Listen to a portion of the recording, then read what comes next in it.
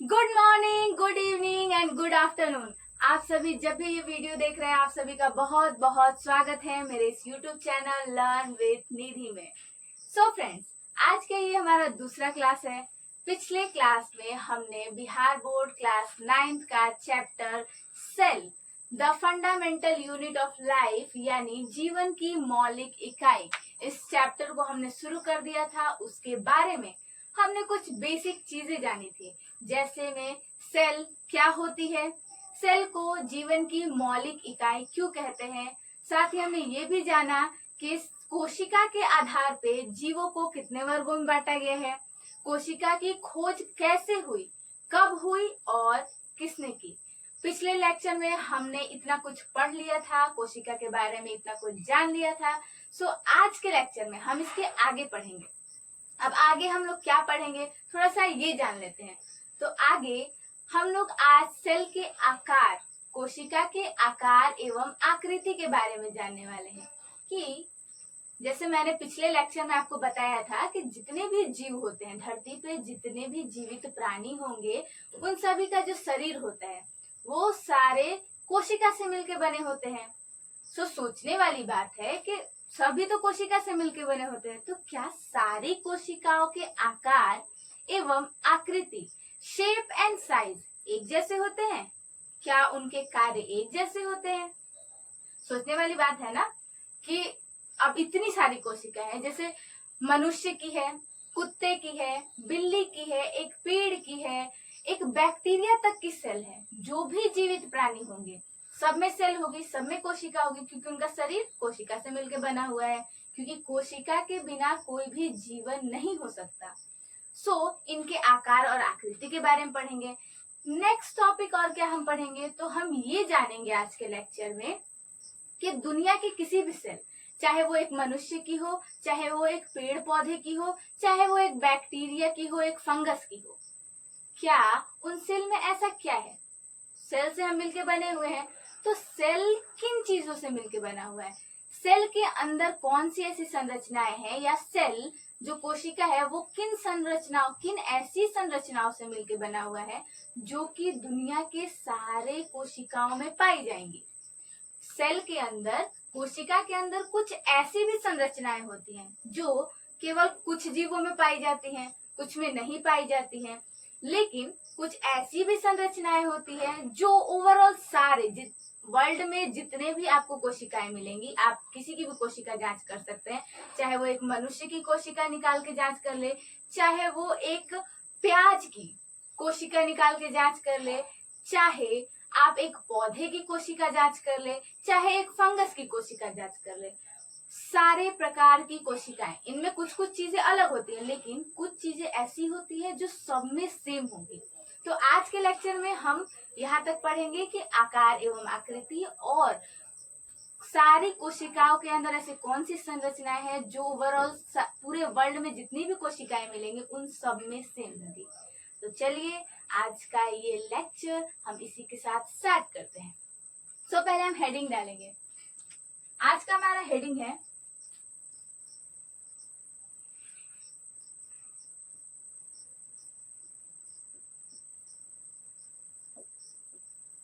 कोशिका के आकार, कोशिका के आकार एवं आकृतियां, एवं आकृतियां। आकृति लिख लेते हैं। कोशिका के आकार एवं आकृति, ठीक है। आज का हेडिंग हमारा ये है सबसे पहला। सो हम ये जानते हैं, ठीक है। मान लीजिए एक एग्जाम्पल के थ्रू समझते हैं। आपको कोई चीज स्टोर करना है, ठीक है। मान लीजिए चावल रखना है। बेहुदा सा एग्जाम्पल है लेकिन फिर भी समझने के लिए सही है। आपको चावल रखना है, आपको एक तसला दिया गया चावल रखने के लिए। तसला समझते हैं ना, एक ऐसा सा मतलब गोल सा स्ट्रक्चर होता है, वो चीज। तो वो दिया गया और एक कोई लंबी सी चीज दी गई, मतलब पाइप जैसी कोई चीज दी गई। सो आप ये बताइए मुझे कि आप किसमें ज्यादा चावल स्टोर कर सकते हैं, किसमें ज्यादा चावल रख सकते हैं। अगर कॉमन सेंस की बात की जाए तो ये बच्चा भी बता दे कि हाँ तसले में हम लोग चावल ज्यादा रख सकते हैं एज कम्पेयर टू पाइप जैसे स्ट्रक्चर वाले कोई बर्तन हो उसमें। ठीक है। अब दूसरी चीज क्या, कोशिकाएं भी बिल्कुल इसी तरीके से होती है। कोशिकाओं का जो आकार या फिर आकृति होती है वो उनके कार्यों पर निर्भर करती है।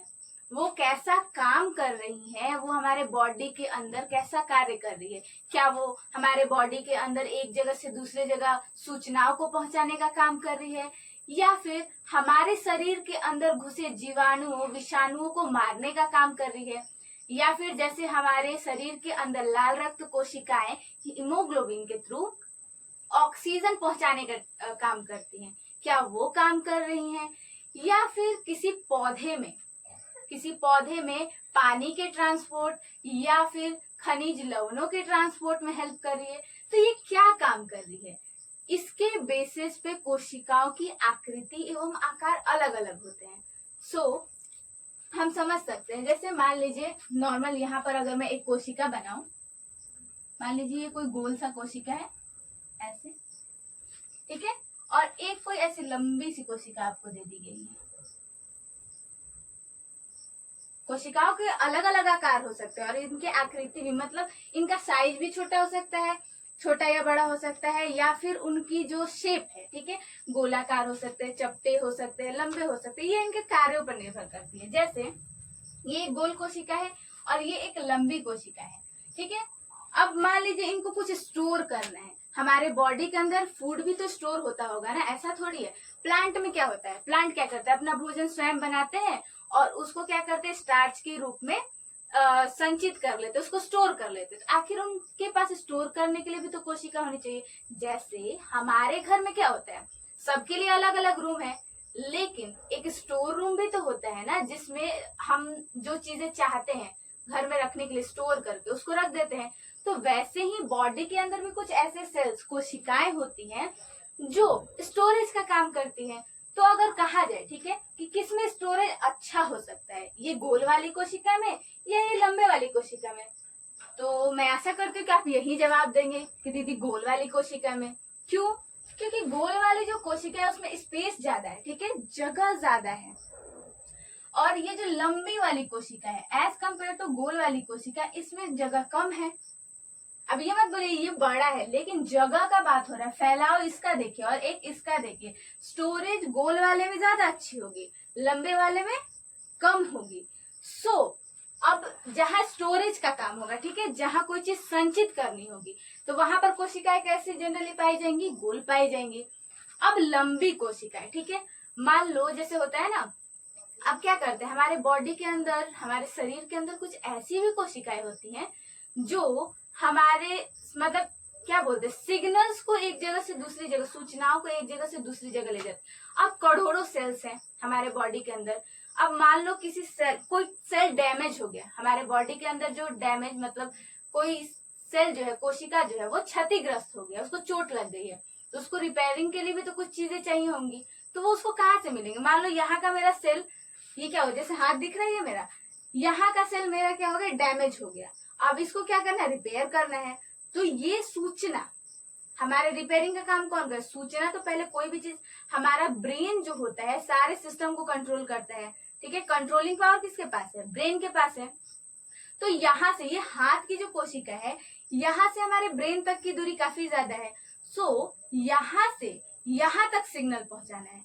तो सोचो अगर मैं यहाँ का गोल कोशिका रख दूं तो क्या वो सिग्नल पहुंचा पाएगी, नहीं। इसके लिए हमें क्या जरूरत पड़ेगी, लंबी कोशिकाओं की जरूरत पड़ेगी, ताकि यहाँ से वो होते हुए हमारे ब्रेन तक जा सके और ब्रेन तक वो सूचना पहुंचा सके।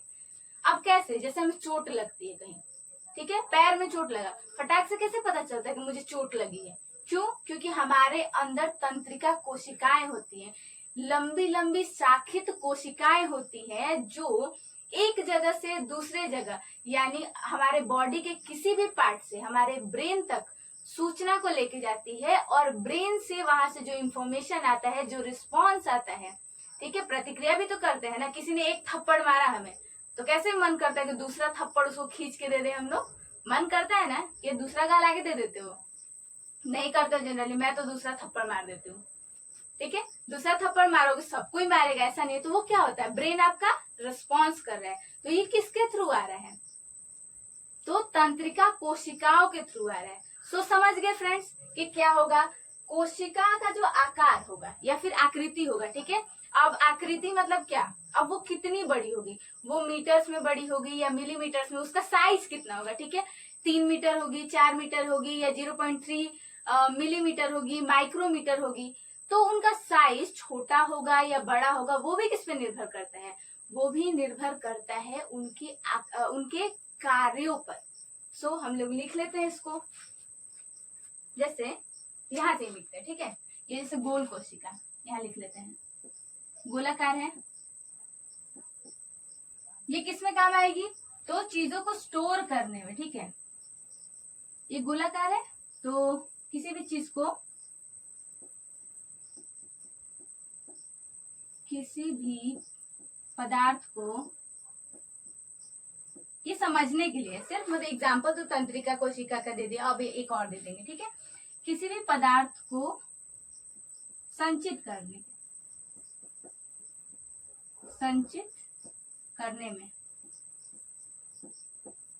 में, ठीक है। अब यहाँ से लिख लेते हैं, जैसे यहाँ से पॉइंट से स्टार्ट करते हैं, ठीक है। यहाँ कोशिकाओं के आकार एवं आकृति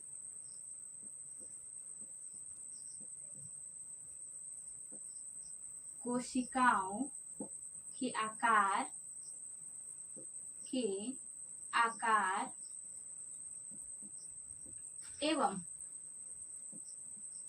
आकृति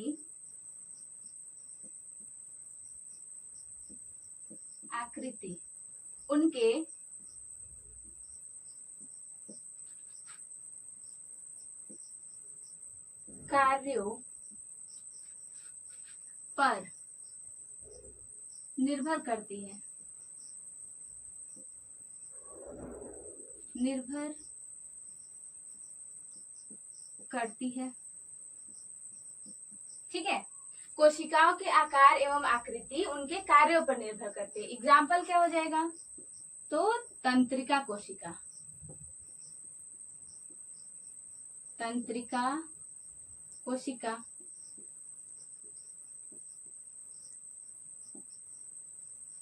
ये कैसे होते हैं, लंबे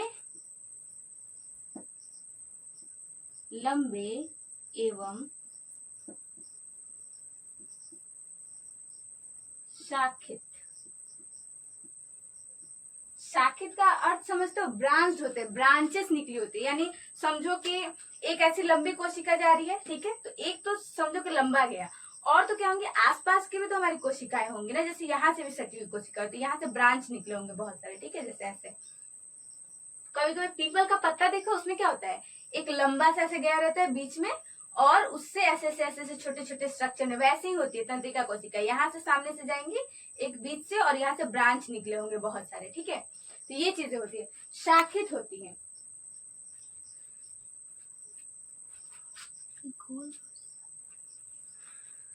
सॉरी फ्रेंड्स। सो हम समझ गए, कोशिकाओं के आकार एवं आकृति उनके कार्यों पर निर्भर करती है। एग्जाम्पल हो जाएगा तंत्रिका कोशिका। तंत्रिका कोशिका कैसी होती है, लंबे एवं शाखित होती है, ठीक है, शाखित होती है। क्या होती है, लंबे एवं शाखित होती है। ये चीज समझ गए। दूसरा एग्जाम्पल क्या हो जाएगा, दूसरा एग्जाम्पल हम लोग लिख सकते हैं अपनी श्वेत रक्त कोशिकाओं का। श्वेत रक्त कोशिकाएं,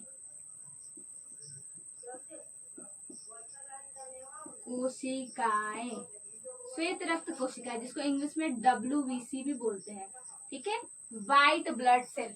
ये कैसी होती है, तो ये अमीबा के आकार की होती है, ठीक है, या बोल सकते हैं कि इनका कोई आकार नहीं होता।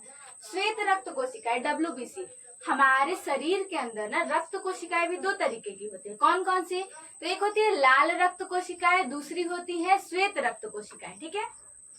अब श्वेत रक्त कोशिकाओं का काम क्या होता है, तो इनका काम होता है रोगाणुओं को मारना। रोगाणु जैसे एग्जाम्पल लेते हैं कि हमारे शरीर के अंदर कोई बैक्टीरिया घुस गया है, या फिर कोई गंदगी, जैसे डस्ट पार्टिकल, सांस लेते हैं तो बहुत सारी गंदगियां भी तो जाती है ना हवा के थ्रू, डस्ट पार्टिकल से कोई रोगाणु चला गया है, ठीक है, तो इनको मारने में कौन हेल्प करता है? तो WBC जो होते हैं, श्वेत रक्त कोशिकाएं, ये हेल्प करती है। सो कहने का मतलब क्या है, इनका कोई अपना शेप नहीं होता। अब क्यों नहीं होता? ये क्या करते हैं ना, अपना आकार बदलते रहती है। जैसे पिछली कक्षा में मैंने बताया था क्या, अमीबा जो होता है ना, ठीक है, नहीं भी बताया होगा तो ये जान लीजिए, अमीबा जो होता है वो क्या करता है, उसका भी कोई आकार नहीं होता, वो अपना आकार बदलते रहता है। ऐसे ही जो श्वेत रक्त कोशिकाएं होती हैं, ये भी अपना आकार बदलते रहती हैं। क्यों? क्योंकि देखो होता क्या है ना, अब शरीर के अंदर जीवाणु गया, श्वेत रक्त कोशिकाएं रक्त में कहीं भी हो सकती हैं, वो रक्त वाहिकाओं में भी हो सकती हैं, ठीक है, वो आपके हार्ट के आसपास, मतलब हृदय के आसपास भी हो सकती हैं। तो क्या है, बॉडी के अंदर, हमारे शरीर के अंदर जगह जो होता है ना, कहीं ज्यादा है कहीं कम है। जैसे रक्त वाहिका है तो वो कितनी छोटी सी है, बहुत पतली सी है, उसके अंदर भी है। या फिर हमारे हार्ट के चेम्बर्स, हृदय के जो 4 चेम्बर्स होते हैं उसमें प्रेजेंट है, ठीक है, तो वो अलग अलग जगह पे प्रेजेंट है, तो वहां पर काफी स्पेस है। लेकिन क्या होता है ना, जैसे जीवाणु गया, अब श्वेत रक्त कोशिकाओं का काम है उनको मारना, तो जो रक्त वाहिकाएं होती है कितनी पतली होती हैं, इनमें घुसना है। अब क्या करना है, इनको एक जगह से दूसरी जगह मूव करना है, यानी पतली जगह है वहां भी घुसना है। मान लो कोई ऐसा जीवाणु है जो हमारे रक्त वाहिकाओं में घुस चुका है, अब उनको वहां जाके मारना है। अब मान लो श्वेत रक्त कोशिकाएं बड़ी हो, गोलाकार हो, उनका अपना आकार हो फिक्स, अब वो अंदर तो नहीं घुस पाएंगी, तो इसका मतलब जीवाणु अब जब रक्त वाहिका में घुस गया तो उनको कोई मार नहीं सकता है। इसीलिए जो श्वेत रक्त कोशिकाएं होती है ना, उनका अपना आकार फिक्स नहीं होता है, वो अपना आकार बार बार चेंज कर सकती हैं ताकि वो एक जगह से दूसरी जगह जाके रोगाणुओं को मार सके। सो ये टॉपिक अगर आप लोगों को क्लियर हो तो मैं आगे ही टॉपिक की तरफ बढ़ूं। अभी एक बार फिर से रिवाइज कर लेते हैं, कोशिका का आकार एवं आकृति, ठीक है। कुछ कोशिका, जैसे कोशिकाएं कैसी कैसी हो सकती है ये भी लिख सकते हैं हम लोग। तो कोशिका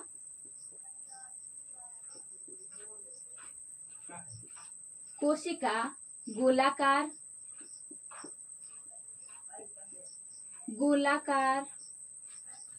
लंबी, चपटी इत्यादि, कई तरीके की हो सकती है, इत्यादि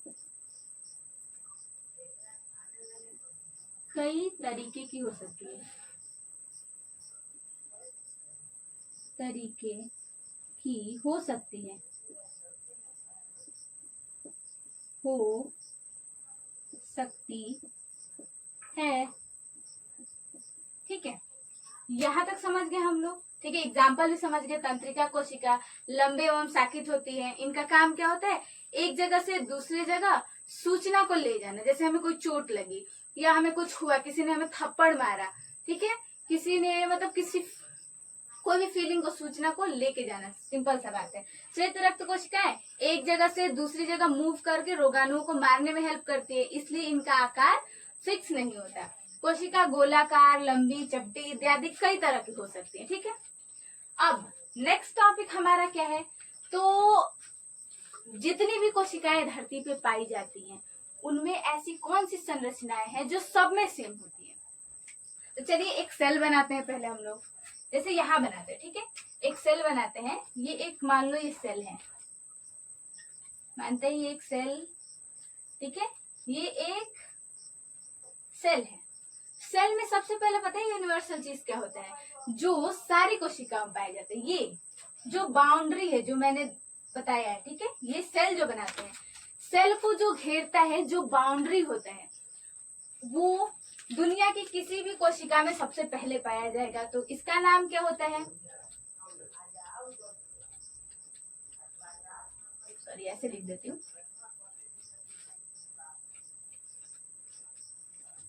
कोशिका या प्लाज्मा झिल्ली बोलते हैं इसको, ठीक है। कोशिका या प्लाज्मा झिल्ली, सबसे पहला स्ट्रक्चर कौन सा हो जाएगा, जो ओवरऑल दुनिया में जितनी भी कोशिकाएं पाई जाएंगी, सबसे पहली संरचना कोशिका या प्लाज्मा झिल्ली, ये दुनिया की किसी भी कोशिका में पाई जाएगी। ऐसी कोई भी कोशिका नहीं होगी जिसमें कोशिका झिल्ली या प्लाज्मा झिल्ली नहीं पाई जाती है। इसके बिना कोशिका हो ही नहीं सकती। ठीक है, दूसरा स्ट्रक्चर कौन सा होता है? तो दूसरा होता है जैसे बाउंड्री है, इसके अंदर भी तो बहुत सारी चीजें भरी होती है, तो इसके अंदर भी तो बहुत सारी चीजें भरी होंगी। तो इसके अंदर क्या होता है ना, एक तरल पदार्थ, तरल नहीं बोल सकते उसको, जेलीनुमा पदार्थ भरा हुआ होता है। जेलीनुमा कहने का क्या मतलब है? तो ये जो पदार्थ इसमें भरा हुआ होता है वो गाढ़ा होता है। जेली कैसा होता है? थोड़ा बहुत इधर उधर हिलेगा, मूव कर सकता है, हल्का फुल्का हिलाओगे ऐसे तो, लेकिन वो इतना गाढ़ा होता है कि वो बहेगा नहीं। तो वैसे ही इसके अंदर जो तरल पदार्थ भरा होता है वो जेलीनुमा होता है। इसको क्या बोलते हैं? इसको बोलते हैं कोशिका द्रव्य। जैसे इसके अंदर जो पदार्थ भरा होगा उसको क्या बोलेंगे? कोशिका द्रव्य। कोशिका द्रव्य बोल सकते हैं। सॉरी, राइटिंग मिस्टेक, इसको थोड़ा सा ठीक कर लेती हूँ। कोशिका द्रव्य, ठीक है। इसके अंदर जो पदार्थ भरा हुआ होता है, जो तरल पदार्थ भरा होगा वो क्या है? कोशिका द्रव्य। ये कैसा होता है? जेलीनुमा होता है। जेलीनुमा यानी ये गाढ़ा पदार्थ होता है। ये कैसा होता है? जेलीनुमा होता है। इसको क्या बोलते हैं? कोशिका द्रव्य बोलते हैं। राइटिंग पे थोड़ा बहुत मत जाना, ठीक है, कंटेंट पे चलते हैं अपना। कोशिका या प्लाज्मा झिल्ली। दूसरा क्या हो गया? कोशिका द्रव्य, जो कैसा होता है? जेलीनुमा होता है। कोशिका या प्लाज्मा झिल्ली और कोशिका द्रव्य। जैसे मैंने कहा कि कोशिका झिल्ली के बिना कोई भी कोशिका, दुनिया की कोई भी कोशिका एग्जिस्ट ही नहीं करती। वैसे ही दूसरा स्ट्रक्चर कौन सा है जिसके बिना कोई भी सेल नहीं हो सकता, कोई भी कोशिका नहीं हो सकती? उसे कहते हैं कोशिका द्रव्य। ये एक गाढ़ा तरल पदार्थ होता है, जेलीनुमा होता है। इसके अंदर और भी संरचनाएं पाई जाती हैं, जिसके बेसिस पे हम सेल को बहुत प्रकार में बांटते हैं, अलग अलग प्रकारों में बांटते हैं। तो वो हम बाद में पढ़ेंगे। पहले हम ये जान लेते हैं कौन कौन सी ऐसी स्ट्रक्चर्स हैं जो सारे सेल्स में पाई जाएंगी। तीसरा क्या होता है? इसमें दानेदार छोटे छोटे स्ट्रक्चर पाए जाते हैं, जैसे ऐसे।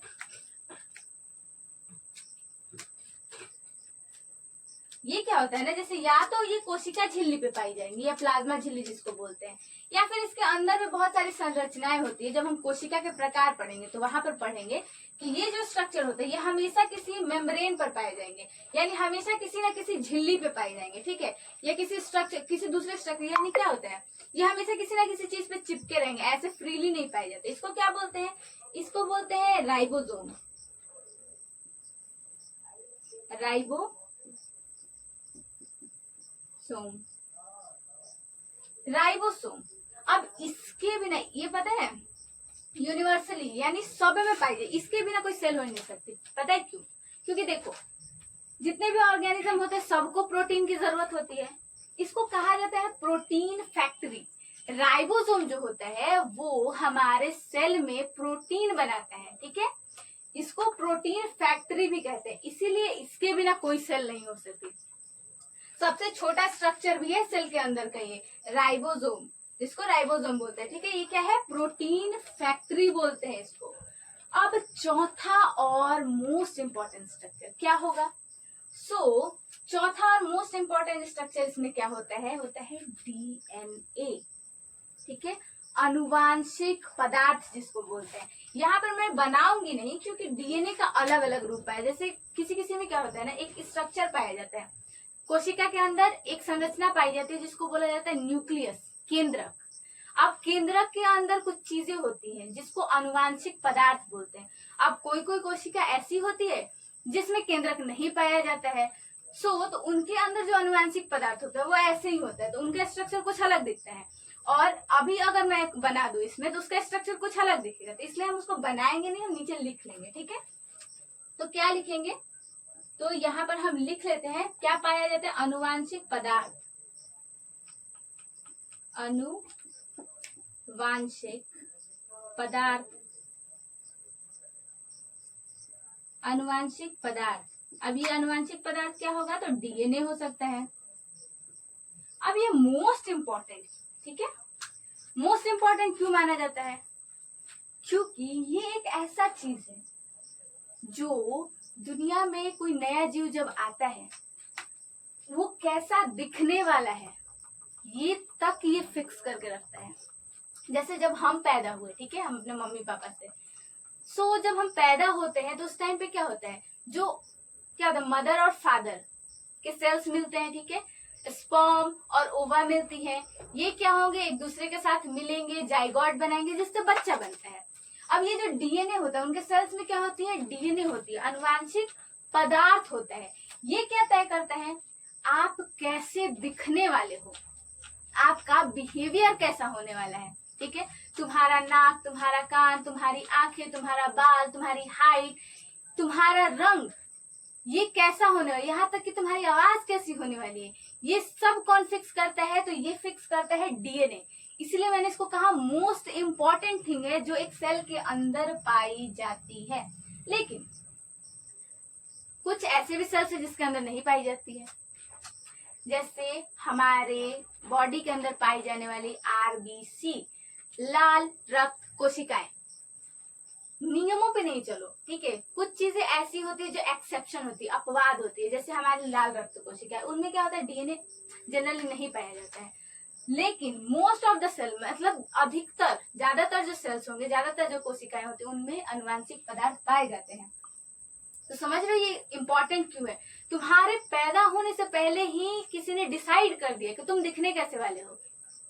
सो इसको इम्पोर्टेंस तो देनी पड़ेगी, ठीक है, इसको महत्व तो देना पड़ेगा, क्योंकि नया जीव आने से पहले ही ये डिसाइड हो चुका है इसके थ्रू कि वो कैसा दिखने वाला है, उसका बिहेवियर कैसे रहने वाला है, उसके अंदर जो जो चीजें होंगी वो किस तरह से अरेंज होंगी। इसलिए ये मोस्ट इम्पॉर्टेंट थिंग है। सो फ्रेंड्स, आज के लेक्चर में हमने क्या क्या पढ़ा एक बार हम लोग रिवाइज कर लेते हैं, ठीक है। तो आज हमने पढ़ा कि कोशिका के आकार एवं आकृति के बारे में हमने पढ़ा। हमने क्या पढ़ा, तो कोशिका के आकार एवं आकृति जो होती है उनके कार्यों पर निर्भर करती है। अब ये कैसे समझे, क्योंकि अगर किसी चीज को स्टोर करना है तो उसके लिए हमें स्पेस ज्यादा चाहिए। तो अगर लंबी कोशिका और गोल कोशिका में से हमें चुननी हो तो हम क्या चुनेंगे, एक गोल कोशिका, क्योंकि गोल कोशिका में क्या होगा, जगह ज्यादा होगी, स्पेस ज्यादा होगा, तो हम स्टोर भी ज्यादा कर पाएंगे। लेकिन वहीं अगर एक जगह से दूसरी जगह हमें सूचनाएं पहुंचानी हो, बॉडी के अंदर सूचनाएं भी तो बहुत सारी होती है ना, पहुंचानी है, तो उसके लिए अगर हम कोई गोल कोशिका लेते हैं या चपटी कोशिका लेते हैं तो क्या वो सूचनाओं को एक जगह से दूसरी जगह पहुंचा पाएंगी, नहीं पहुंचा पाएंगी। सूचनाएं कहाँ पहुंचानी है, हमारे ब्रेन तक पहुंचानी है। इसके लिए क्या होना चाहिए, कोशिकाएं लंबी होनी चाहिए। तो सूचनाओं को पहुंचाने के लिए कौन सी कोशिकाओं का यूज किया जाता है, तो तंत्रिका कोशिकाओं का यूज होता है। ये कैसे होते हैं, लंबे एवं शाखित होते हैं, यानी कहने का मतलब एक तो लंबे होंगे, दूसरे इनसे ब्रांचेस निकली हुई होंगी, ठीक है। और तो और दूसरा एग्जांपल क्या हो जाएगा, श्वेत रक्त कोशिकाएं। श्वेत रक्त कोशिकाओं का कार्य क्या होता है, तो ये एक जगह से दूसरी जगह बॉडी के अंदर मूव करके रोगाणुओं को मारती है। इस कारण इनका शेप, आकार फिक्स नहीं होता, ठीक है। उसके बाद हमने पढ़ा कि कोशिका जो होती है गोलाकार भी हो सकती है, लंबी भी हो सकती है, चपटी भी हो सकती है, इत्यादि कई प्रकार के इसके आकार हो सकते हैं। फिर हमने पढ़ा कि दुनिया की कोई भी कोशिका हो, दुनिया की कोई भी, चाहे वो एक मनुष्य की हो, कुत्ते की हो, बिल्ली की हो, पेड़ हो, पौधा हो, फंगस हो या फिर एक बैक्टीरिया हो, उसके अंदर ऐसी कौन सी संरचनाएं हैं जो सारी कोशिकाओं में पाई जाती है। तो हमने ऐसी 4 संरचनाएं पढ़ी। कौन कौन सी, कोशिका या प्लाज्मा झिल्ली, इसके बिना कोई भी सेल नहीं हो सकती, क्योंकि एक बाउंड्री जब तक नहीं होगी तो इसके अंदर जितने भी पदार्थ होंगे वो तो ऐसे खुले पड़े होंगे। सो इसके बिना तो सेल का निर्माण का हम लोग सोच भी नहीं सकते। दूसरा क्या होता है, कोशिका द्रव्य, ये कैसा होता है, जलीनुमा होता है। इसके अंदर ही हमारे शरीर की जितनी भी रासायनिक क्रियाएं होती है सब कहाँ होती है, कुछ और भी स्ट्रक्चर्स होते हैं लेकिन ज्यादातर क्रियाएं कहाँ होती है, तो कोशिका द्रव्य के अंदर होती है, इसलिए ये भी सेकंड मोस्ट इंपॉर्टेंट थिंग है। तीसरा, राइबोसोम के बारे में पढ़ा, ये प्रोटीन फैक्ट्री है। ये क्या करती है, सेल के अंदर प्रोटीन बनाती है। हमारे बॉडी के लिए प्रोटीन कौन बनाता है, तो राइबोसोम बनाता है। चौथा और मोस्ट इंपॉर्टेंट क्या पढ़ा, अनुवांशिक पदार्थ, डीएनए के बारे में हमने पढ़ा। ये क्या करता है, किसी भी जीव के आने से, धरती पे आने से पहले ही इस चीज को फिक्स कर देता है कि वो जीव दिखने कैसे वाला है, उसका बिहेवियर कैसे रहने वाला है। ये सारी चीजें कौन फिक्स करता है? डीएनए फिक्स करता है। सो आज के लेक्चर में हमने ये सारी चीजें पढ़ ली हैं। अब हम अपने नेक्स्ट क्लास में मिलेंगे, तब तक के लिए tata bye bye and friends.